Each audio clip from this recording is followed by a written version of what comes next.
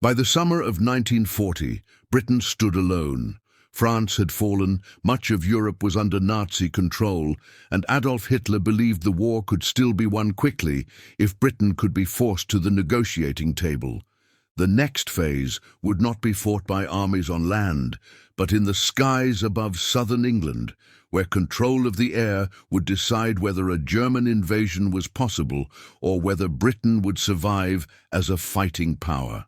The German plan was simple in theory: destroy the Royal Air Force, cripple Britain's ability to defend its airspace, and clear the way for Operation Sea Lion, a cross-channel invasion.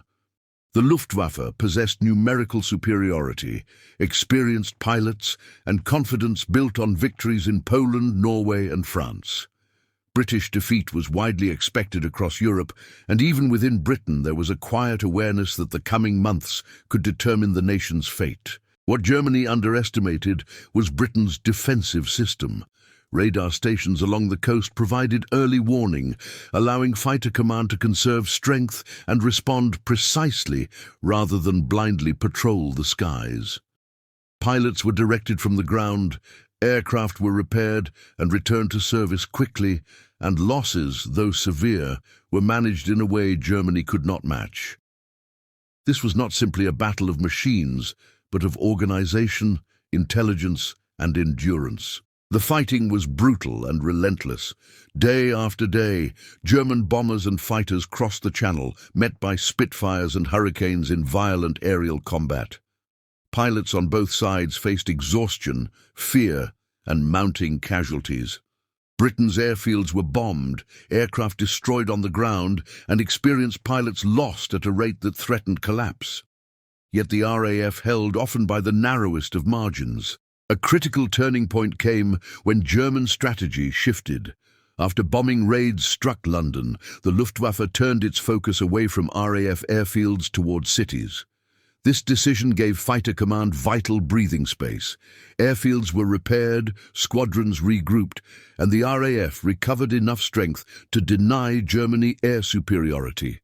What began as an attempt to break British morale instead ensured Britain's survival. By October 1940, the Battle of Britain was effectively over.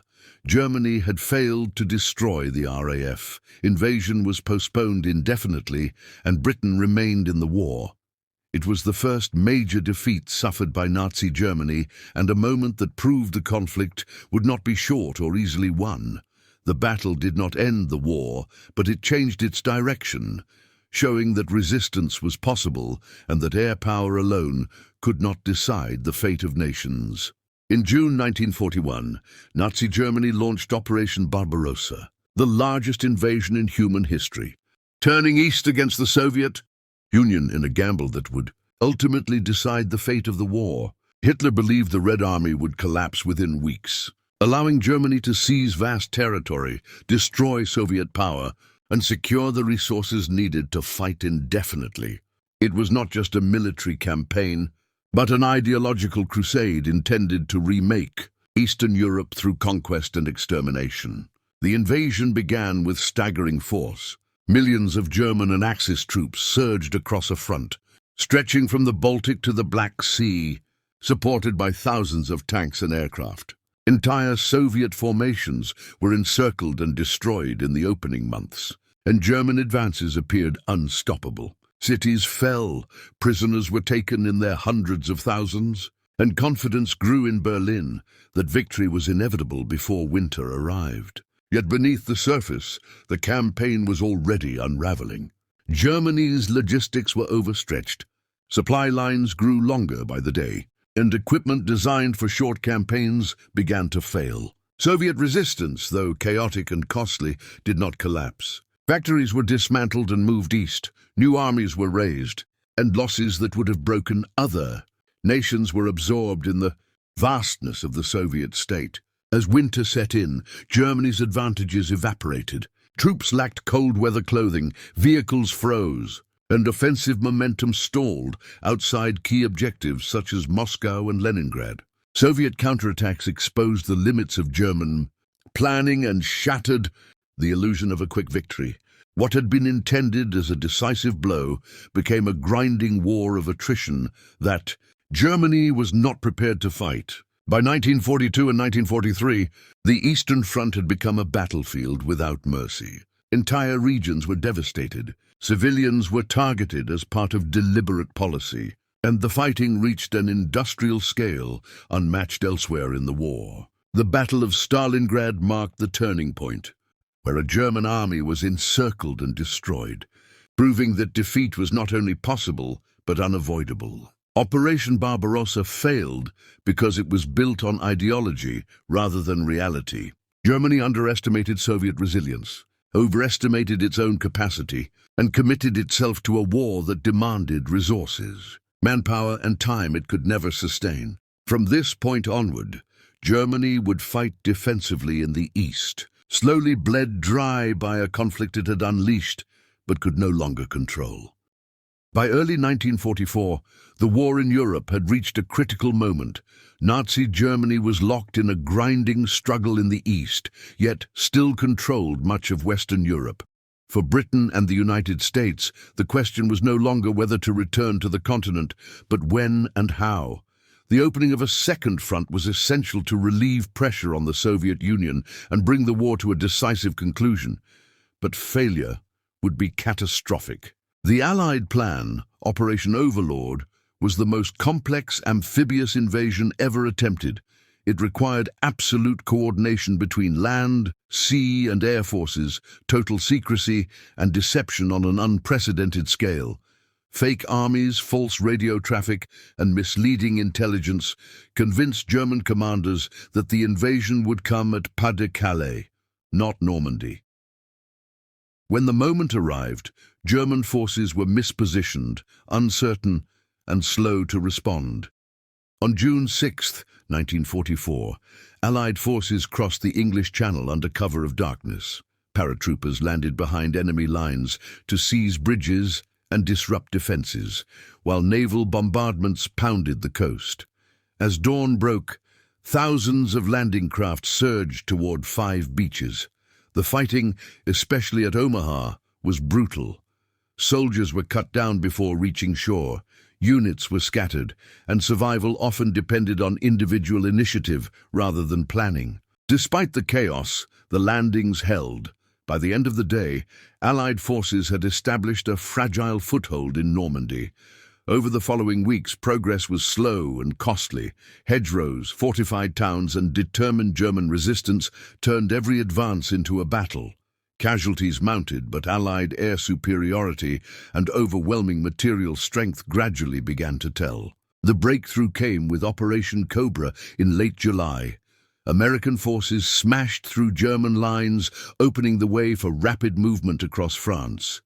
German armies, weakened and overstretched, began to retreat. Paris was liberated in August, and Allied forces advanced toward Germany's borders faster than many had believed possible. The balance of power in Western Europe had shifted decisively. D-Day did not end the war, but it ensured Germany could not win it. The Western Front was reopened, Allied momentum was restored, and the collapse of Nazi control in Europe became only a matter of time. From this point onward, Germany faced an unwinnable war on 2 fronts, with defeat no longer a question of if, but when. The war in the East was unlike any other front in the Second World War. From the moment German forces crossed into the Soviet Union, the conflict became one of annihilation rather than conquest. It was driven by ideology as much as strategy, with vast territories, entire populations, and the survival of states placed at stake. What unfolded across Eastern Europe was the most destructive land war in human history. German planning assumed rapid victory, but the scale of the Soviet Union turned every advance into a logistical strain. Distances were immense, infrastructure was poor, and supply lines stretched beyond their limits. As resistance stiffened, battles grew larger and more costly, cities became fortresses, villages were destroyed, and the front consumed men and material at a rate Germany could not replace. Civilians were drawn directly into the violence, Entire communities were caught between advancing armies, subjected to mass executions, forced deportations, and deliberate starvation. The war was fought not only against soldiers, but against populations deemed enemies by ideology. The line between front line and rear vanished, and survival often depended on chance rather than allegiance. As the conflict dragged on, the Red Army adapted. Early chaos gave way to experience, discipline, and overwhelming numbers. Soviet industry, relocated far beyond German reach, produced tanks, aircraft, and artillery in vast quantities. Battles such as Kursk marked the moment when German offensive power was broken permanently, replaced by a slow, grinding retreat under relentless pressure. The fighting showed no mercy. Winters killed as effectively as weapons, cities were reduced to rubble, and casualties reached unimaginable levels. Millions died in combat, captivity, or as civilians caught in the path of destruction. The Eastern Front became a war of exhaustion, where victory belonged not to brilliance, but to the side that could endure the longest. By 1944, the outcome was no longer in doubt. German forces were pushed steadily westward, their strength drained and their options gone. The Eastern Front had consumed the core of Germany's military power and ensured that defeat was inevitable. What remained was not a question of victory, but of how much destruction would be left behind before the war finally ended. By the spring of 1945, Nazi Germany was collapsing on all fronts. Allied forces were advancing from the west, while the Red Army surged relentlessly from the east.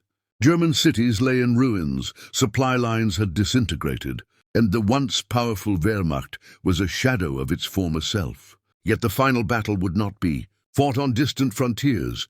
It would be fought in Berlin, the symbolic and political heart of the regime that had plunged Europe into war. As Soviet forces crossed the Oder River and closed in on the capital, resistance became increasingly desperate. Berlin was defended by a mixture of exhausted regular troops, remnants of shattered units, foreign volunteers, and hastily mobilized civilians. Teenagers and elderly men were issued weapons and sent to the front lines, not to change the outcome but to delay it. Orders continued to flow from above, detached from reality, demanding sacrifice long after defeat was inevitable. The fighting inside Berlin was brutal and claustrophobic. Street by street, building by building, Soviet troops advanced through rubble-choked avenues and shattered neighborhoods. Artillery reduced entire districts to dust. Tanks battled at point-blank range, and civilians were trapped amid the destruction. The city became a battlefield where survival depended on chance, timing and endurance rather than strategy. Deep beneath the ruined capital, the Nazi leadership retreated into isolation. Cut off from the outside world, Adolf Hitler issued commands to armies that no longer existed, refusing to accept the scale of the defeat unfolding above him. As Soviet forces closed in on the government quarter, the end came not with negotiation or surrender, but with silence. On April 30th, 1945, Hitler took his own life, bringing his personal war to an end without facing accountability for the devastation left behind. With the regime leaderless and resistance collapsing, organized defense in Berlin quickly disintegrated. German commanders began surrendering local positions, and on May 2nd, the city formally fell. The Red Army had captured Berlin, but at immense cost. The final battle of the European war had claimed hundreds of thousands of lives and reduced one of Europe's great capitals to ruins. The fall of Berlin marked the definitive end of Nazi Germany. Within days, unconditional surrender was signed, and the fighting in Europe ceased. What remained was a shattered continent, millions dead, and a reckoning that could no longer be avoided. The war that began with ambition and conquest ended in destruction and defeat, leaving a legacy that would shape Europe and the world for generations to come. When the war in Europe ended, victory brought no immediate peace. Across the continent, cities lay in ruins, transport networks were shattered, and millions of people were displaced. Survivors emerged from camps, cellars, and battlefields into a world stripped of order and certainty. The task ahead was not simply rebuilding structures, but rebuilding societies broken by 6 years of total war. Germany was divided and occupied, its political system dismantled and its authority transferred to the victorious powers. Shortages of food, fuel, and shelter defined daily life, while refugees wandered in vast numbers, searching for homes that no longer existed. The physical devastation was matched by moral collapse as the full scale of wartime crimes became impossible to deny. The reckoning began in courtrooms. Evidence gathered from liberated territories exposed systematic murder, forced labor, and genocide carried out in the name of the state. War crimes trials sought to establish accountability, not just for individual leaders, but for the structures that had enabled violence on an industrial scale. Justice was imperfect and incomplete, but it marked a decisive break with the past. Beyond punishment, Europe faced the challenge of preventing another catastrophe. Borders were redrawn, populations relocated, and new political systems imposed or rebuilt. Old rivalries gave way to new tensions as former allies quickly fell into suspicion. The wartime alliance fractured, and the continent found itself divided along ideological lines that would shape the decades ahead. For ordinary people, recovery was slow and uneven. Families mourned the dead, veterans carried physical and psychological wounds, and society struggled to make sense of what had been endured. The war left scars that could not be erased by treaties or reconstruction alone. Memory, guilt, and loss became permanent features of the post-war world. World War II ended not with triumph, but with responsibility. Its legacy was a warning forged through destruction and sacrifice, a reminder of how ambition, ideology, and unchecked power can devastate entire continents. The aftermath.